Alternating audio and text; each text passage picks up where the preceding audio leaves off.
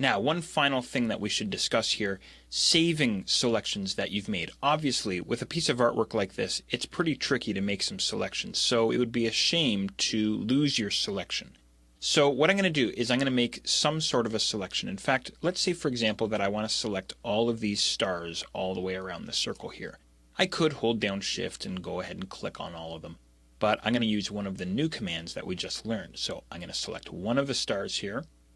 I'm going to go up to my Select, down to Same, and then I want to select any object that has the same fill and stroke. There's all of my stars there. I'll go back up to my Select menu, and right down towards the bottom here, Save Selection. And I'm going to call this Circle Stars. And then OK. I'll deselect just by clicking in some white space here. I'm going to do that one more time. I'm going to click on one of my stars here with a little bit of transparency on it. Back up to my Select menu, down to Same, and then Opacity. And then I'll go and save this selection.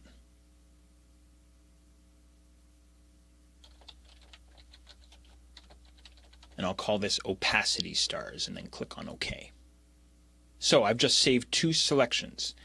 Now, if you go back up to your Select menu, you'll notice that all of the selections that you save are stored at the bottom of the Select menu. So at any time I can come back here and I can go Circle Stars, and that recalls that selection for me. Or, of course, the same holds true for my Opacity Stars. There they are there. So it's a much, much faster way to work if you start saving your selections in Illustrator. Now, one final thing I'll mention here. I'm going to go back to my Select menu here, and there's this very interesting looking Edit Selection command here. Now, one would think that maybe Illustrator would let me add items to this selection or in some way manipulate my selection. Unfortunately, at this point, all Illustrator lets me do is actually change the name of my selection. So I'm not actually editing the selection. All I'm doing is changing the name. So maybe instead of Opacity Stars, I'll call my selection Transparent Stars.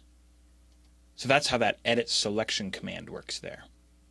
So there you have it. There's a few advanced selection techniques using Adobe Illustrator CS3.